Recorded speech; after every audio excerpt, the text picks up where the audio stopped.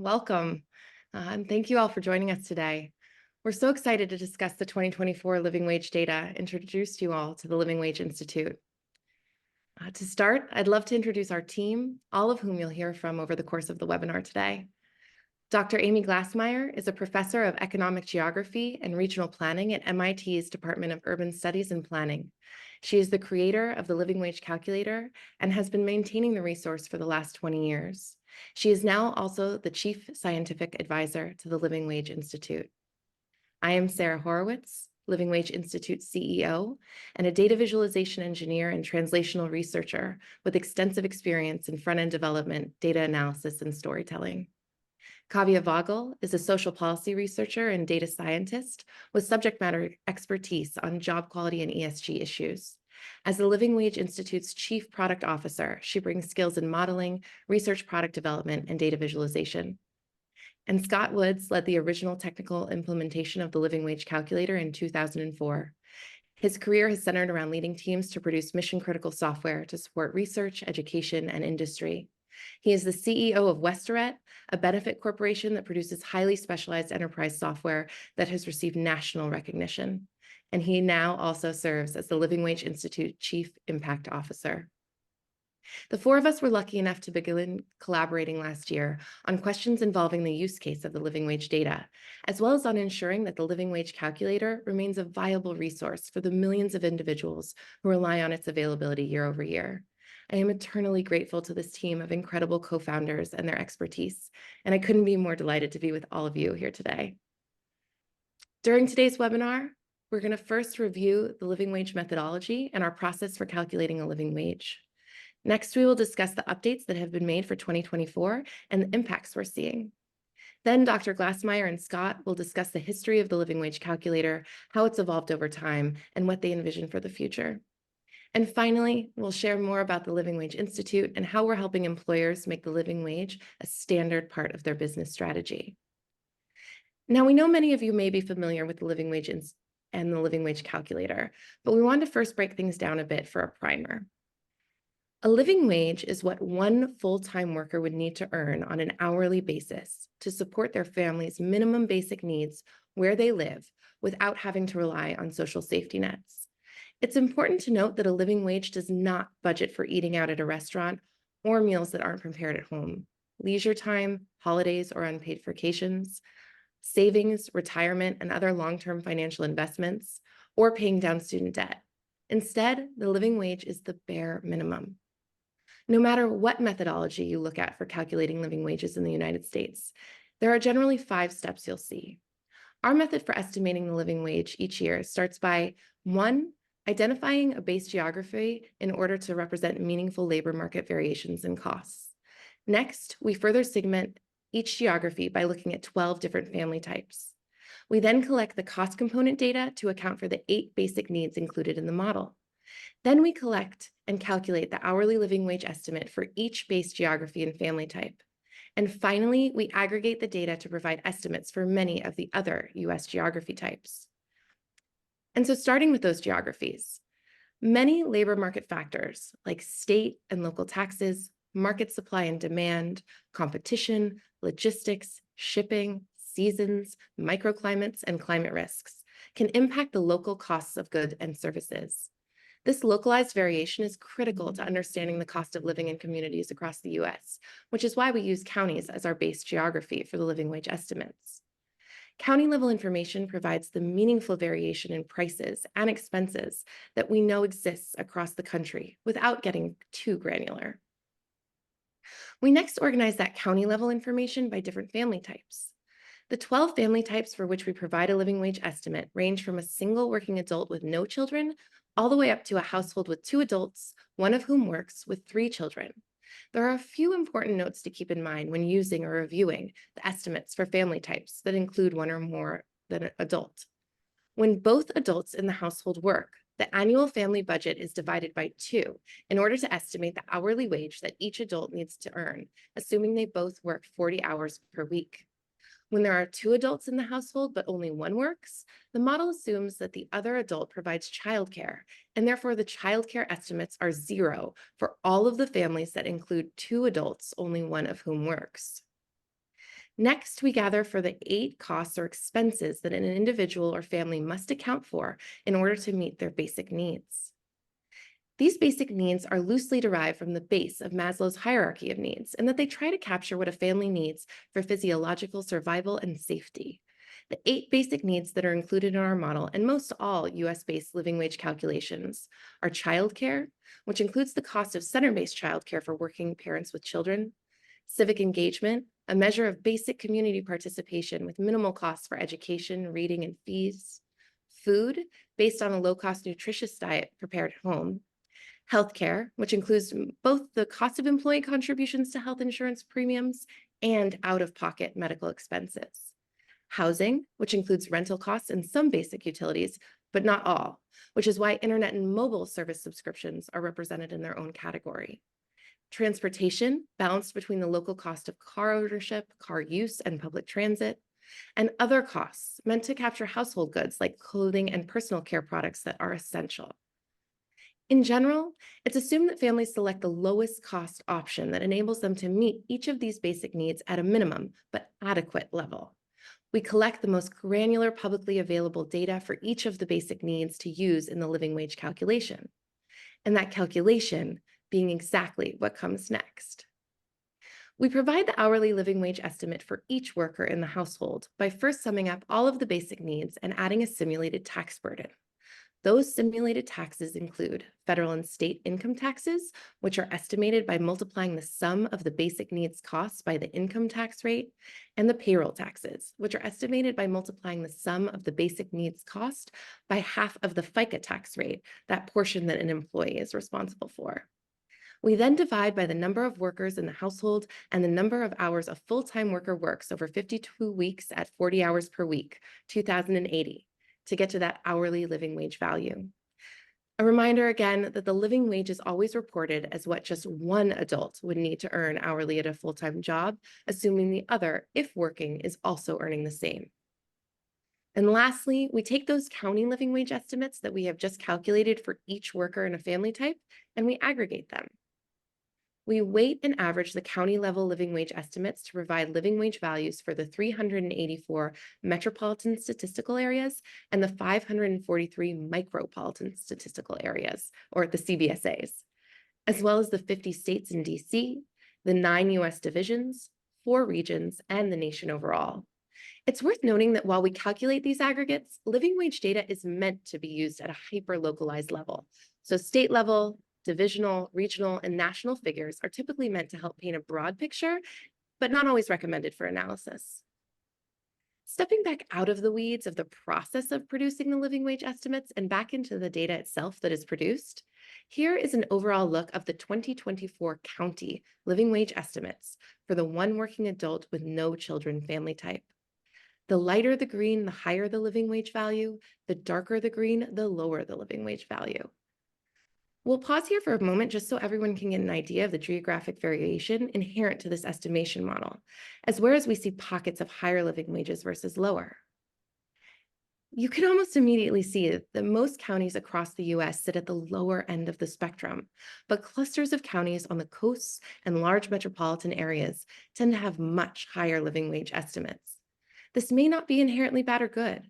It just poses different questions or challenges depending on how you use the data. That wide-tailed distribution with a few highly populated urban counties with high living wage estimates affects aggregated estimates. This chart shows how the 2024 nationally aggregated living wage estimates break down in terms of basic needs and taxes. Here we are looking at the one working adult with no children family type first. In other words, it's our estimate of what wage will enable an individual to be self-sufficient. You'll note that housing and transportation account for the largest portion of an individual's budget. And for reference, we've also included the two working adults with two children family type.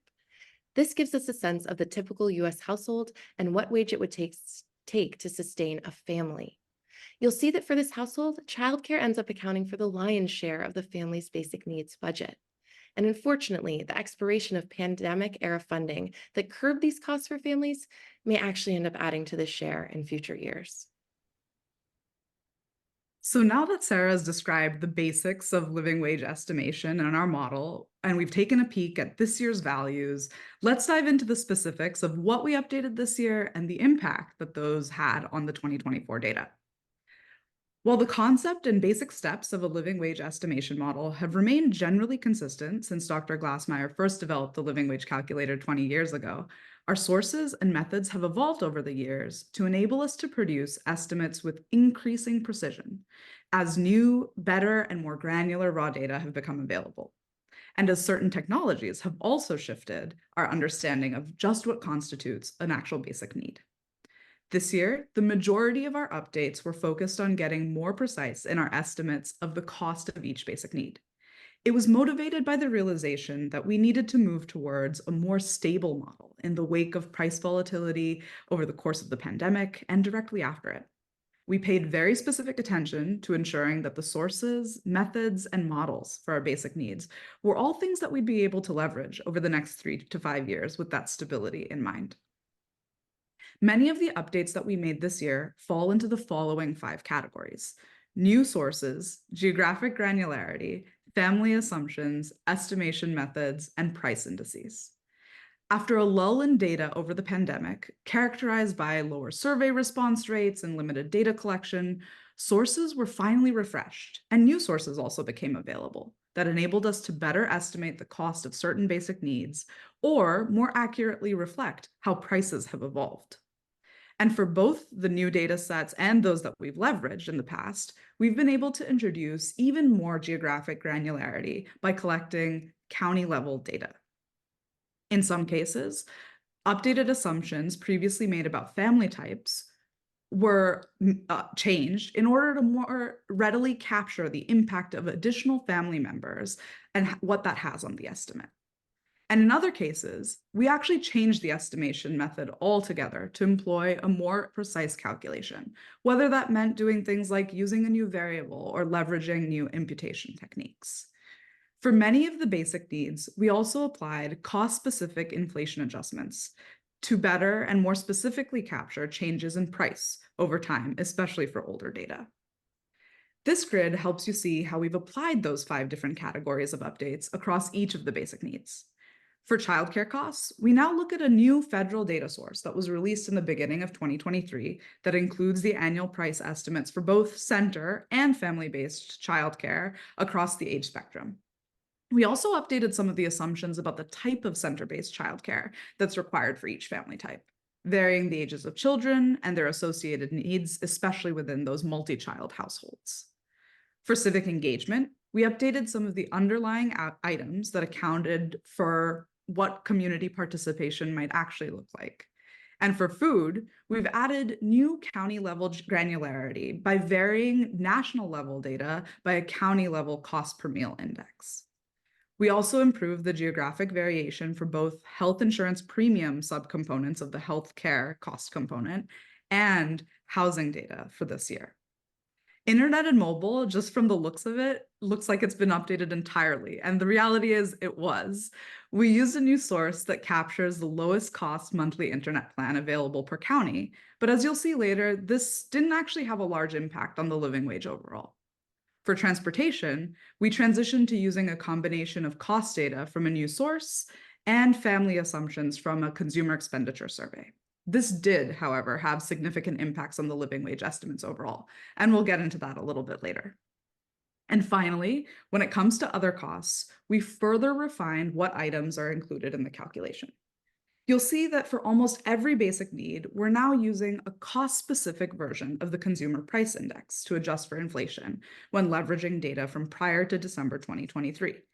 This helps us account for the differences in price growth for specific goods and services in the basic needs basket.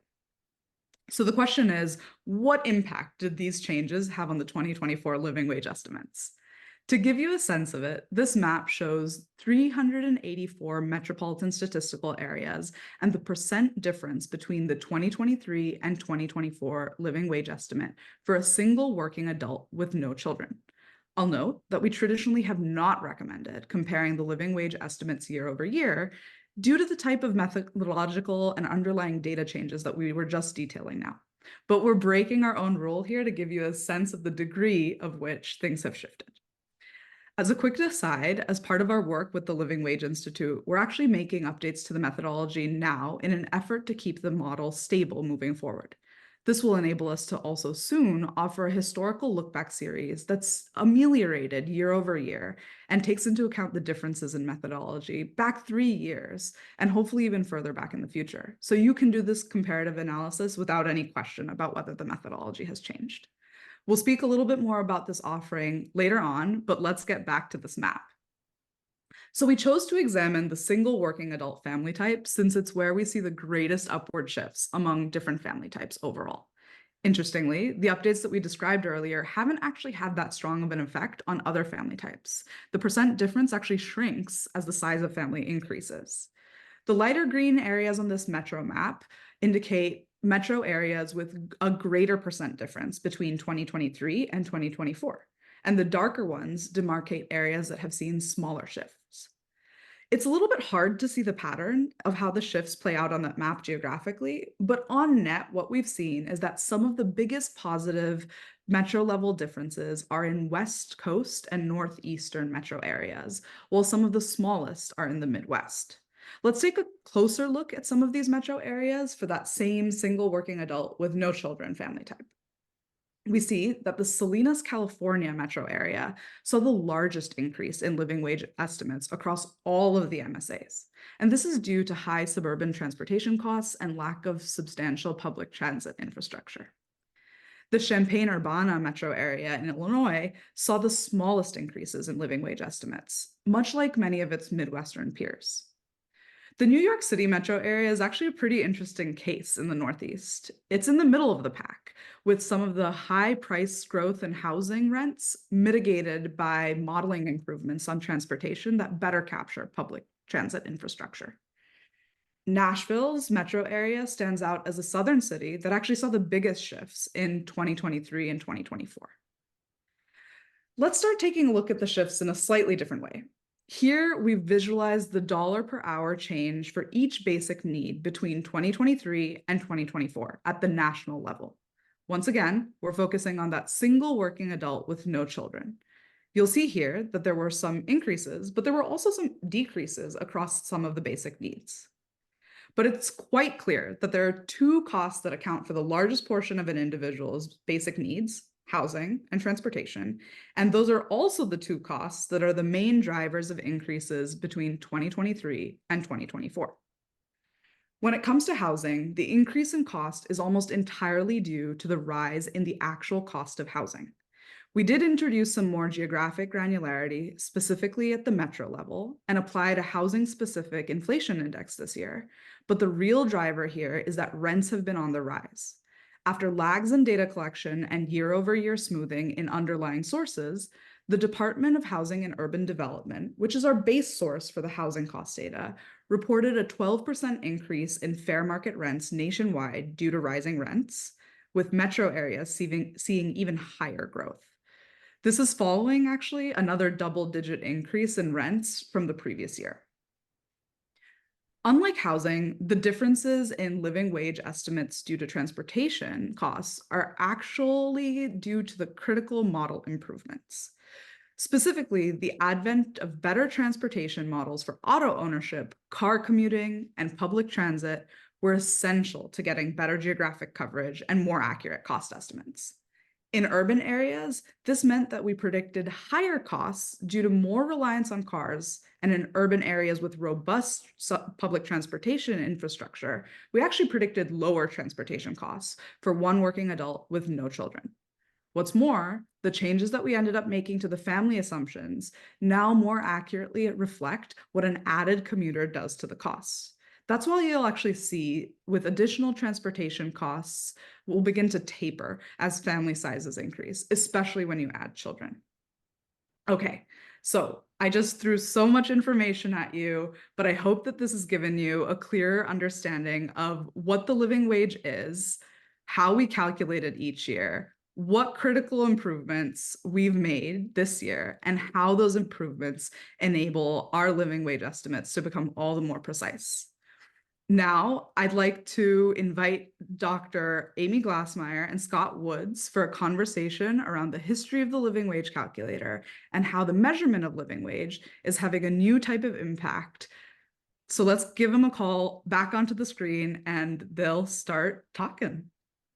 Thanks, Kavya. Amy, so nice to see you, old friend. So, Amy, if I remember correctly, we were introduced all the way back in 2003, like more than 20 years ago, by a mutual colleague. I believe it was Lee Carpenter. You were at Penn State and you'd just gotten a grant to study rural poverty. You needed somebody to design a suite of tools for the web. And Lee knew that I had just started Westeret as a company to do exactly that type of work. So she connected us. So tell me a little bit more about that origin story from your perspective. Well, it's great to see you, Scott, and it's nice to be here. So basically, the grant was to create a couple of things that would be useful for a wide range of people, policymakers, business persons, the regular individual. And it was focused on illuminating the decline of rural America. In the previous 2 decades, rural America had made strides forward, and that was quite a surprise to policymakers. And just as fast as those rose, they declined, and communities were experiencing significant job loss. I had previously worked on displaced worker programs, and so I had a pretty good idea of what happened in communities when major unexpected job losses occurred. And what I realized was the policymakers were way behind. They didn't actually understand exactly what the consequences would be. So the easiest way to show them what would happen was to create a tool that would extract the income out of a community so that the policymakers could realize if they didn't do something, people's lives were going to fall completely apart. Our job was to understand why those communities were losing jobs and why the poverty rates were rising, because they weren't all the same.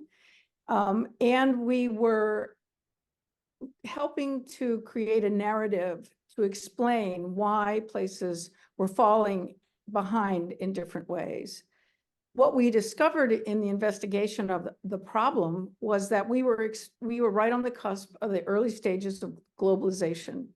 That was followed by evidence of early industrial automation, as well as US industry job shifts to the South and to lower cost locations. American workers and employers faced a triple threat. No one knew that 2 years after China joined the World Trade Organization, tariffs would plunge, opening up the US economy to a world of new intense price competition. We initially built a tool to inform policymakers of the potential for the losses and what they could do about it. No one foresaw the consequences of China entering the WTO, and employment in durable goods fell by 4.3 million, while non-durable goods lost 2.5 million. So we're talking about a third of all manufacturing jobs in the United States. Wow. And I remember at the time, like there was very little visibility into all of this. And you mentioned policymakers as one, but in the beginning, in these early phases, who made up the original audience for the living wage calculator back then? So originally, it was people who were curious. You and I both know that at that moment, 2003, there wasn't a lot of tools that were being built for people to be able to understand how the world was changing. And so I would get the, kind of regular person who would put in and say, I can't pay my bills. And that would take them to the living wage calculator. We realized, though, that the biggest impact and the people who were most likely to use the tools did turn up as those who we wanted to actually use that information, the people who were losing their jobs, the policymakers who had to cope, and the places where entire towns were basically being emptied out.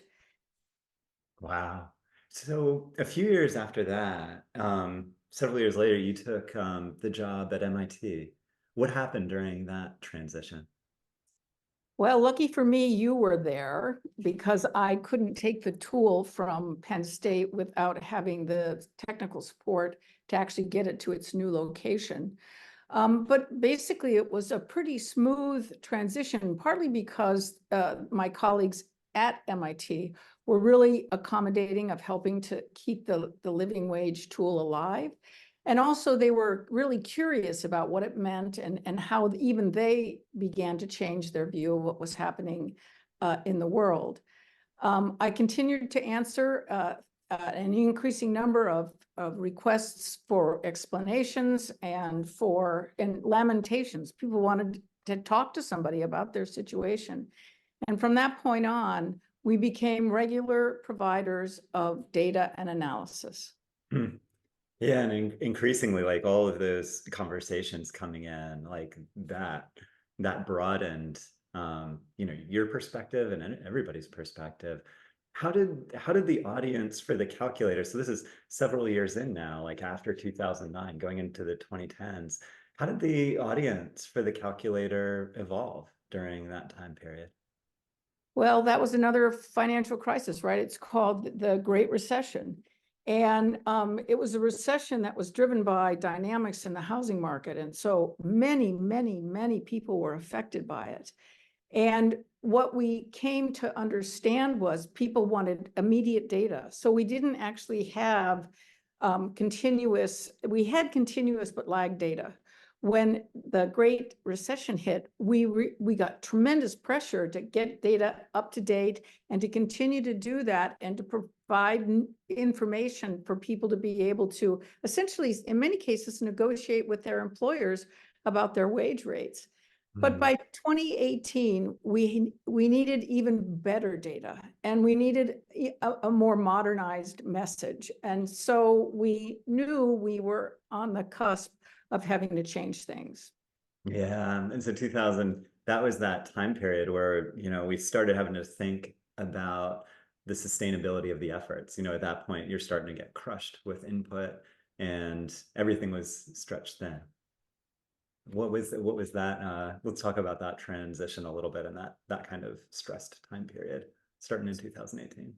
So luckily for us, we were able to, the mix of people began to change and more organizations, everything from legal services people to hospital administrators, but importantly to employers. We were getting more and more queries about what could we tell them? How did they look compared to their competitors? And so we really had it was really a sort of, the ocean flipped over kind of situation in which we were being asked technical questions that somebody needed an answer to because they were going to actually implement the data. Yeah, well, and you were bearing the brunt of all of this coming from all directions. You were fielding all of the inputs. And I know on our side, there was, and we had all these collaborators, right? The living wage calculator effort was always this effort, from the community as well. Many people that are listening to that LinkedIn post and then some more beyond that I'm sure we haven't called out. Like all these people made all these pro bono volunteer contributions because we all felt the importance of keeping this resource going. And that's really where we started talking about, we'd been getting really serious about creating some sort of different entity, to help support this, where the tool had taken things so far and created so much progress, but it was really time for the next phase. Go ahead. In that, yeah, we reached a point where, first off, we had to be absolutely precise and completely correct. So there was no room for accidents and there was every effort that we could possibly make in trying to produce the best possible data. And that just simply kicked up the costs. It also drove up the innovation within the technology.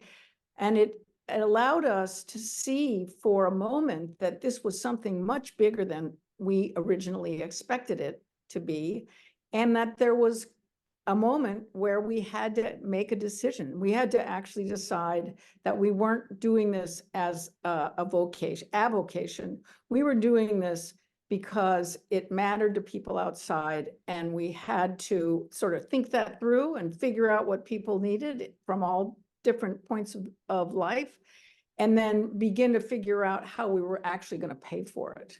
Yeah.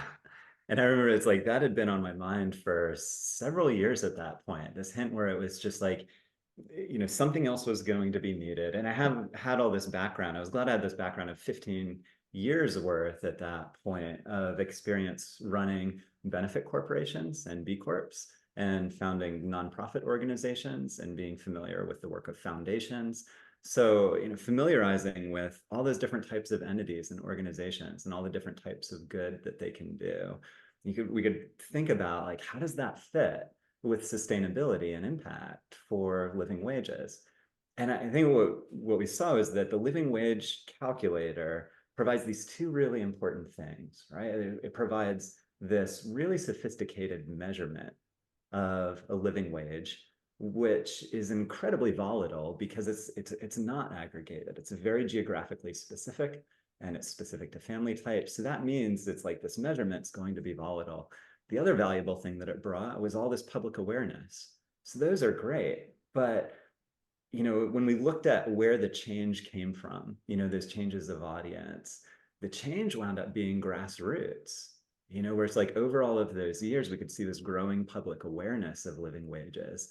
And as I originally had this picture that maybe change, going back to the beginning, I was like, maybe change would come from the top down. It would come from policymakers and changes in minimum wage laws, but that's not where the real change occurred. The real change wound up being grassroots, from people first and public awareness, and businesses responding to that, and businesses figuring out how to accommodate and adapt to these needs, which is it makes sense, right? It's a really American style of progress, so that grassroots effort through people and through business. So that's where the benefit corporation started making sense for some sort of entity to do this. And you and I spent those 3 days, only a year and change ago. I came and visited you up at your house, and we spent 3 days laying out sticky notes on the carpet and doing design thinking exercises on what does this effort need? What kind of organization does this overall movement need that can have a positive impact? And it came about, you helped guide us to this tension that exists between that volatile measurement and the fact that businesses have to provide a stable income for people. And the business has this difficult problem of this tension of like, how do you take this volatile measurement and also decide how to provide stable wage growth for employees without going insolvent in the process? And as we saw, the change was coming from grassroots, from people to business. So it made sense to orient our efforts towards helping businesses to cope with these things. And who better to work with businesses than a benefit corporation? So that became our theory of change. Problem was, it's just you and me. It was like, we're never going to pull that off. There was no way. It was just like with everything else going on. So we were stuck. And amazingly, it was only 1 month later when you introduced us. It was like so fortuitous. You introduced us to Sarah and to Kavya, our two co-founders. And I remember it very clearly in that first meeting. It became really clear really quickly that these were our co-founders. Not only that, but it was also clear, Amy, you and I, where it was like, we were kind of the stewards of this idea, but we were just really holding the baton. And the thing was, it was clear that we had just met the next generation of leadership, and it was time to pass the baton. And so it's been such a privilege this past year to serve alongside Sarah and Kavya's leadership, like absolutely phenomenal, and absolutely thrilled to have that baton passed. Miles Davis, like coming from a music background, Miles Davis said, always shoot for being the worst player in the band, because that's how you're going to grow. And I'm happy to say I have the privilege of living that right now. I get to go to work every day with these colleagues, knowing that I'm one of the luckiest people on the planet to get to work with you all. So Amy, thank you for the chat, and Sarah, thank you for creating the space for Amy and I to have the conversation. Yeah, thanks. Of course. Oh my gosh, thank you, Scott. Thank you both, not only for that insightful conversation, but also for all that you've contributed to maintaining the living wage calculator all these years, not just as your co-founder, but also as a longtime user of the living wage data. I am eternally grateful. Now, as Kavya mentioned before, all of the updates our team made to the methodology this year were in service of better equipping our users with labor market insights. And while these changes were critical to ensuring that wages are more precise, it's also important to note that these are just estimates. They are developed with a general audience in mind, taking into account minimum and typical worker circumstances. They haven't been calibrated to the myriad of ways that a specific employer may be supporting workers in meeting their basic needs, kind of representing that tension that Scott was speaking to. And so that's all a big reason why we founded the Living Wage Institute. We are on a mission to transform the way employers value people by helping them to make the living wage a standard part of their business strategy. And we know that in order to do that, businesses need living wage data that is right-sized for their unique and individual use case. And so as part of our approach, we're working in partnership with employers to get them access to the right data for their needs, unpacking insights, and serving as a thought partner and resource to help build long-term impact when it comes to wages and workers. We not only help companies set their tailored living wage strategy, but we also help them achieve their goals through the various products and consultative services that we offer. After well over 100 conversations with users last year, many of them employers leveraging the data for compensation benchmarking purposes, we repeatedly heard 3 key questions that have guided how we get companies started in applying this data to their workforce. And I'll let Kavya dig in on those. Thanks so much, Sarah. So the first question we tackle when working with employers is, are workers at your company making a living wage? And we help you get started on your living wage journey by supplying you with the data that'll help answer this question. That could involve providing you with living wage data matched precisely to your establishment or remote employee locations, or performing a living wage gap analysis with you to identify which locations, business segments, employees, or workers are most at risk of not earning a living wage. Using all of that information, we help you define a strategy for closing the gaps in a way that's sustainable for your company. The next question employers often explore with us is whether or how the benefits that you offer help support your workers' basic needs. We assist you in determining this through working hand in hand on a comprehensive benefits audit. We use the results of that audit to make custom adjustments to the living wage estimates so that they're more accurately aligned to your workforce's own situation, not the typical US worker that's available in our regular data series. This custom adjusted living wage gives your company a new target estimate that takes all of the applicable benefits into account. Using this custom estimate as a benchmark instead, you'll not only see how far your benefits go, but also be able to further refine your living wage strategy by investing in a total rewards approach that helps workers meet their basic needs instead of you just having to deal with raising wages alone. We also have heard from a number of employers that meeting an actual living wage benchmark year over year is tough, and it really is. That's why it's equally important to understand whether your wages have been keeping up with the percent growth in living wage over time. Our historical data series prepares your company with the insights by ameliorating the year-over-year changes back 3 years to provide a deeper understanding as to how growth in your own company's wages compares to growth in a living wage estimate. This index gives you a retrospective on whether your company has been meeting the growth rate of a living wage estimate over time, and also provides the percent increase estimation for you to use in forward-looking forecasting, planning, and strategy. Now I'll let Scott talk a little bit more about how all of these products can help impact your long-term goals. Thanks, Kavya. Each of these products and all of our consultation helps us track the positive impact of wage increases on businesses and employees. And then we work to amplify those impacts by creating case studies and other materials to help showcase leadership on living wages. We know that when employers incorporate the living wage as a standard part of their compensation strategy and commit to keeping up with the cost of living, they benefit their workers and their communities and their business. So paying a living wage results in huge cost savings from lessened turnover and great increases to productivity. Together, these benefits offset the costs of rising wages, and they can also lead to higher revenue. And it shows, like, too often in the past, we've perceived wages and profits as a zero-sum game. In order to pay more wages, that's going to erode profits. But I think we all know inherently that's just too simplistic. We know in our hearts that investing in workers must have a better return on productivity, which results in better outcomes and therefore better profit. But we need more than just faith in this principle.